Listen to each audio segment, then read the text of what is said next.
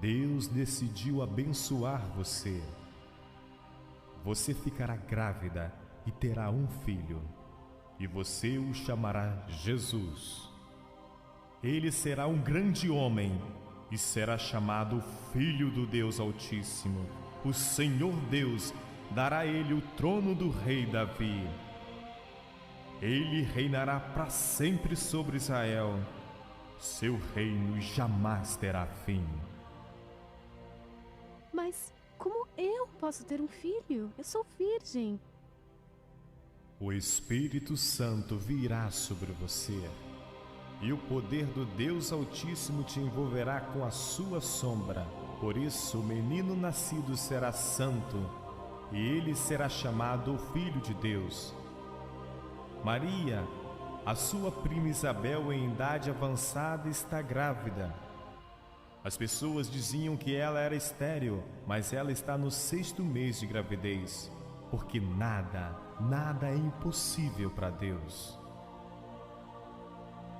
Eu sou uma serva de Deus, disposta a aceitar a vontade dele, seja ela qual for. Que assim seja e se cumpra em mim. E o anjo foi embora.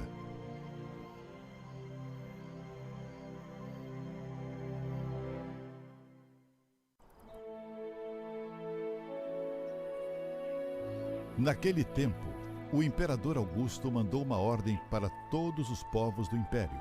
Todas as pessoas deviam se registrar, a fim de ser feita uma contagem da população. Quando foi feito esse primeiro recenseamento, Cirênio era governador da Síria. Então, todos foram se registrar, cada um na sua própria cidade. Por isso, José foi de Nazaré, na Galiléia, para a região da Judéia, a uma cidade chamada Belém, onde tinha nascido o rei Davi. José foi registrar-se lá porque era descendente de Davi. Levou consigo Maria, com quem tinha casamento contratado. Maria estava grávida. E aconteceu que, enquanto se achavam em Belém, chegou o tempo da criança nascer. E Maria deu à luz seu primeiro filho.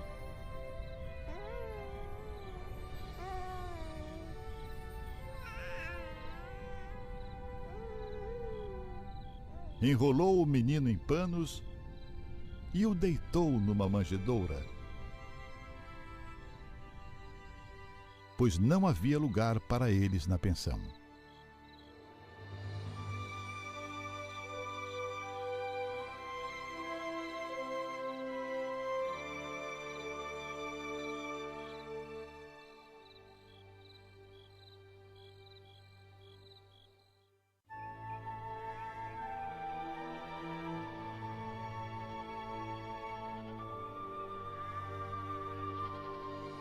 Naquela região, havia pastores que estavam passando a noite nos campos, tomando conta dos rebanhos de ovelhas. Então, um anjo do Senhor apareceu, e a luz gloriosa do Senhor brilhou por cima dos pastores. Eles ficaram com muito medo. Mas o anjo disse: Não tenham medo. Eu trago boas novas que será de grande alegria para todos. O Salvador. Sim, o Messias. O Senhor nasceu nesta noite em Belém, a cidade de Davi. E esta é a prova de que vocês o encontrarão, uma criancinha enrolada em panos e deitada numa manjedoura. No mesmo instante, apareceu junto com o anjo uma multidão de outros anjos, como se fosse um exército celestial. Eles cantavam hinos de louvor a Deus, dizendo: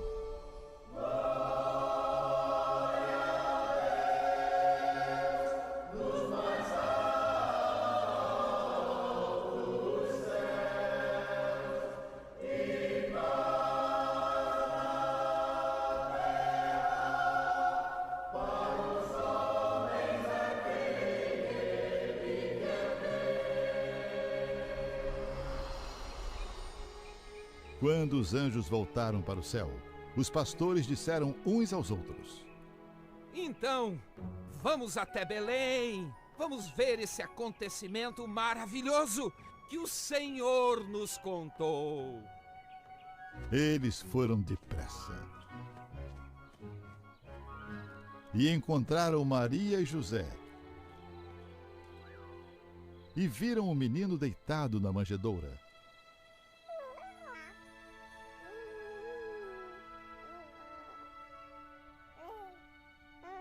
Então, contaram o que os anjos tinham dito a respeito dele. Todos os que ouviram o que os pastores disseram ficaram muito admirados. Maria guardava todas essas coisas no seu coração e pensava muito nelas. Então os pastores voltaram para os campos, cantando hinos de louvor a Deus pelo que tinham ouvido e visto. E tudo tinha acontecido como o anjo havia falado.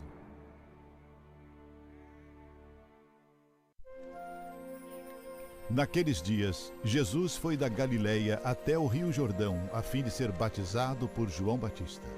Mas João tentou convencê-lo a mudar de ideia, dizendo: Eu é que preciso ser batizado por você, e você quer ser batizado por mim? Deixe que seja assim. É dessa maneira que cumpriremos a vontade de Deus. E João concordou. Logo que foi batizado, Jesus saiu da água. O céu se abriu e Jesus viu o Espírito de Deus descer em forma de pomba e pousar sobre ele. E do céu veio uma voz que disse: Este é o meu filho amado, que me dá muita alegria.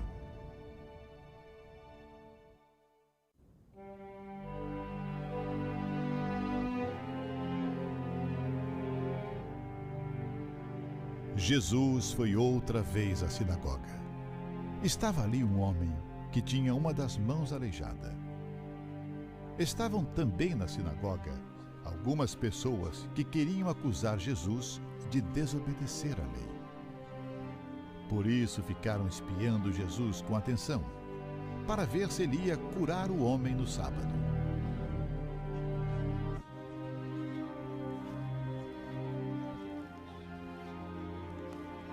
Ele disse para o homem: Levante-se e venha até aqui, onde todos podem te ver.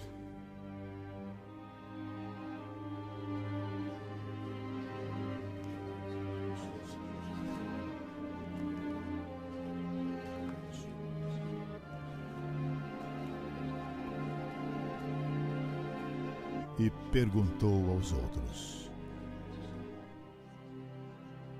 É lícito na nossa lei fazer o bem no sábado? Ou é um dia para se fazer o mal? É esse um dia para se salvar uma vida? Ou deixá-la morrer? Ninguém respondeu nada. Então Jesus olhou zangado e triste para eles, porque não queriam entender. E disse para o homem: Estenda a sua mão. O homem estendeu a mão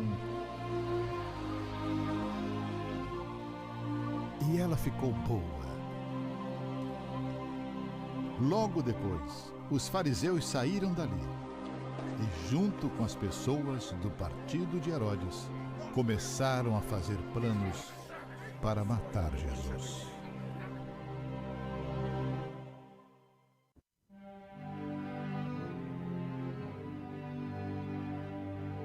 Então levaram aos fariseus o homem que havia sido cego. O dia em que Jesus havia feito lama e curado o homem da cegueira era um sábado. Aí os fariseus também perguntaram como ele tinha sido curado. Ele pôs lama nos meus olhos e eu lavei o rosto e agora eu posso ver! O homem que fez isso não é de Deus, porque não respeita a lei do sábado. Mas como pode um pecador como esse fazer milagres tão grandiosos? E por causa disso, houve divisão entre eles. Então os líderes judeus chamaram pela segunda vez o homem que tinha sido cego e disseram: Mas o que ele te fez? Como ele te curou? Olha, eu já disse e vocês não me acreditaram. Por que vocês querem ouvir isso outra vez? Por acaso vocês também querem ser seguidores dele? Então eles o xingaram e disseram: Você é que é seguidor dele. Nós somos seguidores de Moisés. Nós sabemos que Deus falou com Moisés, mas este homem nem sabemos de onde ele é. Que coisa esquisita. Ele curou minha cegueira e vocês nem sabem de onde ele é. Sabemos que Deus não atende a pecadores, mas ele atende àqueles que o respeitam e fazem a sua vontade. Desde que o mundo existe, nunca se ouviu dizer que alguém tivesse curado um cego de nascença. Se esse homem não fosse enviado por Deus, eu não estaria curado. Você nasceu com pecado e está tentando ensinar a nós? E o expulsaram da sinagoga.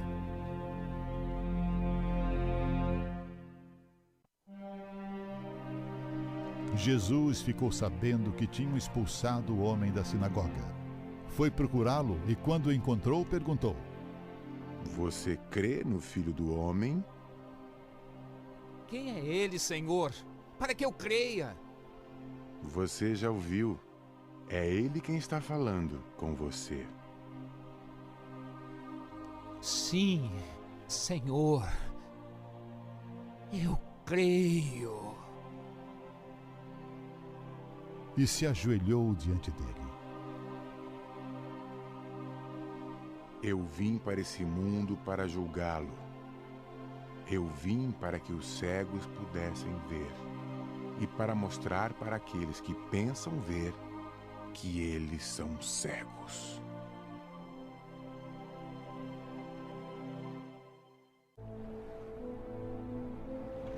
Jesus e os discípulos chegaram à região de Gerasa, no lado leste do lago da Galileia. Assim que Jesus saiu do barco, foi encontrar-se com ele um homem que estava dominado por um espírito mau. O homem vinha do cemitério onde estava morando. Ninguém conseguia prendê-lo, nem mesmo usando correntes. Muitas vezes já tinham amarrado as suas mãos e os seus pés com correntes de ferro, mas ele quebrava tudo. E ninguém conseguia dominar. Passava os dias e as noites nos montes e entre os túmulos, gritando e se ferindo de propósito com pedras. Ele viu Jesus de longe.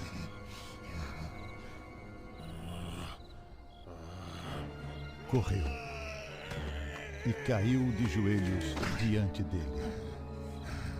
Fora desse homem, espírito maldito! O homem deu um grito e disse bem alto: O que o Senhor quer de mim, Jesus, Filho do Deus Altíssimo? Imploro em nome de Deus, não me torture. Qual é o seu nome? Legião! Porque existem muitos de nós aqui vivendo dentro desse homem. E pedia com muita insistência a Jesus que não expulsasse os espíritos maus para fora daquela região. Acontece que num morro perto dali havia muitos porcos comendo. Os espíritos pediram a Jesus com insistência: Deixe-nos entrar naqueles porcos! Jesus deixou. E os espíritos saíram do homem.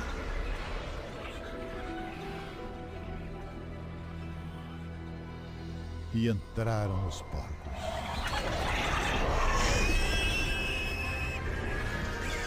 E estes, que eram quase 2.000, se atiraram morro abaixo para dentro do lago e se afogaram. Os homens que estavam tomando conta dos porcos fugiram e espalharam a notícia na cidade e nos campos. muita gente foi ver o que havia acontecido. Quando chegaram perto de Jesus, viram o homem que antes estava dominado por demônios. E ficaram espantados porque ele estava sentado, vestido e no seu perfeito juízo. Os que tinham visto tudo aquilo lhes contaram o que havia acontecido com o homem e com os porcos. Então começaram a pedir com insistência a Jesus que saísse da terra deles. Quando ele estava entrando no barco, o homem curado pediu com insistência: Me deixe ir com o Senhor. Mas Jesus não deixou e disse: Não. Volte para os seus parentes e amigos e diga a eles o que o Senhor lhe fez e como ele foi bom para você e como ele foi misericordioso. Então ele foi embora e contava na região das 10 cidades o que Jesus tinha feito por ele. E todos ficavam impressionados.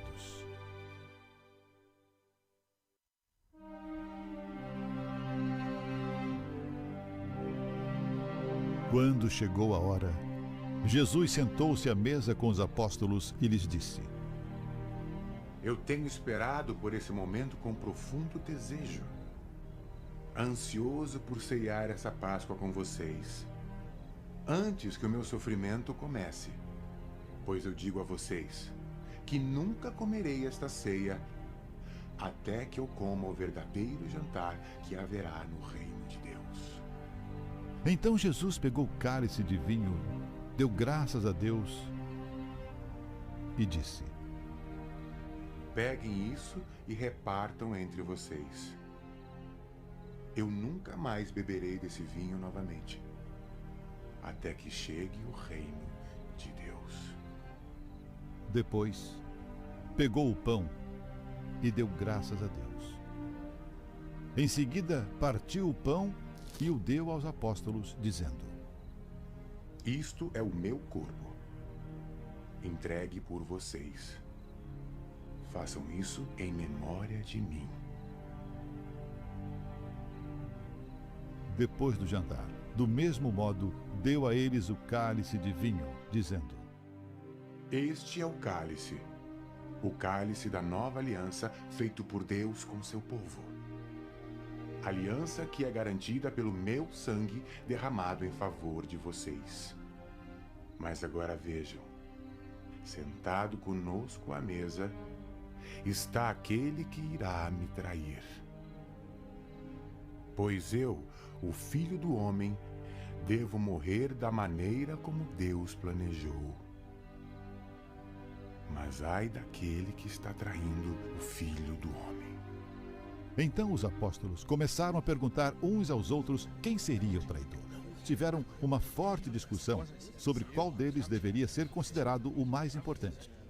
Então Jesus disse: Nesse mundo, os reis e os governadores têm poder sobre o povo e são chamados de amigos do povo.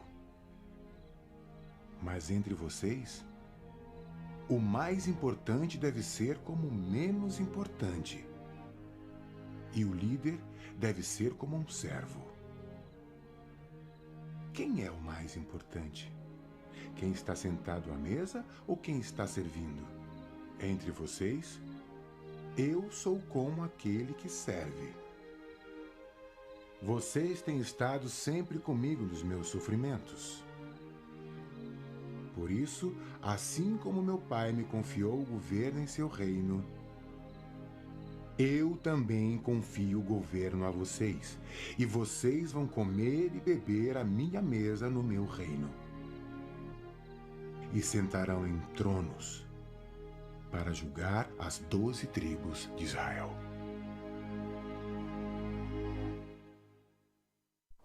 Levaram também 2 criminosos para serem mortos com Jesus. Quando chegaram ao lugar chamado A Caveira, ali crucificaram Jesus, e junto com ele os 2 criminosos, um à sua direita, outro à sua esquerda.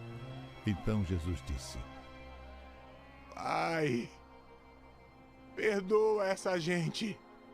Eles não sabem o que estão fazendo. Em seguida, tirando a sorte com dados, os soldados repartiram entre si as roupas de Jesus. E os líderes judeus zombavam de Jesus. Ele salvou os outros. Que salve a si mesmo. Se é de fato o Messias que Deus escolheu. Os soldados também zombavam de Jesus. Chegavam perto dele e lhe ofereciam vinho comum e diziam: Se você é o rei dos judeus, salve você mesmo. Na cruz, acima da sua cabeça, estavam escritas as seguintes palavras: Esse é o rei dos judeus. Um dos criminosos que estavam crucificados ali insultava Jesus. Você não é o Messias? Então salve-se a si mesmo. Salve-se a si mesmo e a nós também. Você não teme a Deus nem quando está morrendo? A nossa condenação é justa pelo que fizemos. Mas esse homem não fez nada de errado. Jesus, lembre-se de mim quando você entrar no teu reino. Eu te afirmo, hoje mesmo, você estará comigo no paraíso. Já era quase a hora sexta. E escurecendo-se o sol, houve trevas sobre toda a terra até a hora nona.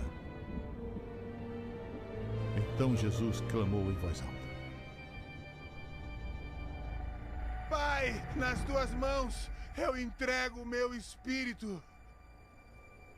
Dito isto, Jesus expirou. E rasgou-se pelo meio o véu do santuário.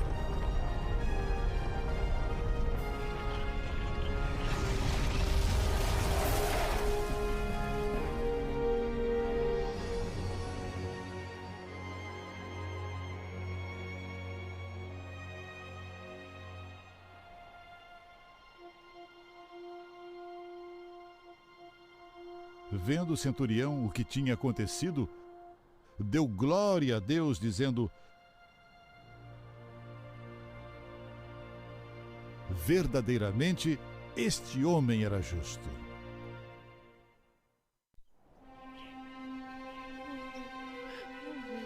Maria Madalena tinha ficado perto da entrada do túmulo chorando.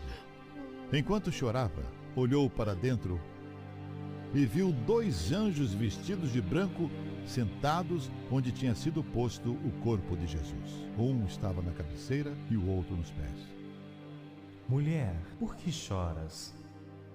Porque levaram embora o meu Senhor e eu não sei onde o puseram. Depois de dizer isso, ela virou para trás e viu Jesus ali de pé, mas não o reconheceu. Então Jesus perguntou: Por que você está chorando? Quem você está procurando? Ela pensou que ele era o jardineiro. Olha, se o Senhor o tirou daqui, diga onde o colocou e eu irei buscá-lo. Maria. Rabone! Não me segure, pois ainda não subi para o meu Pai. Vá se encontrar com os meus irmãos e diga a eles que eu vou subir para aquele que é o meu Pai e o Pai deles, o meu Deus e o Deus deles.